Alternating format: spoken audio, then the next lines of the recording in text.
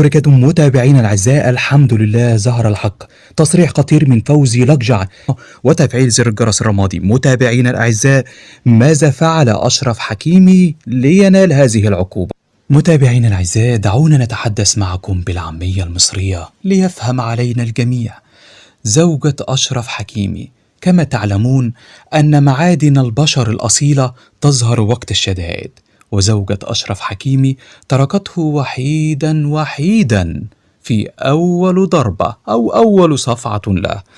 بالفعل طلبت الطلاق منه وقالت له: كنت سأتركك يوما يا حكيمي في مباريات كأس العالم وأنتم تعلمون ذلك. وبالفعل تركته وطلبت الطلاق بالفعل، وألقى عليها حكيمي يمين الطلاق وانفصل عن بعضهما. ولكن ماذا بعد؟ ماذا بعد يا حكيمي؟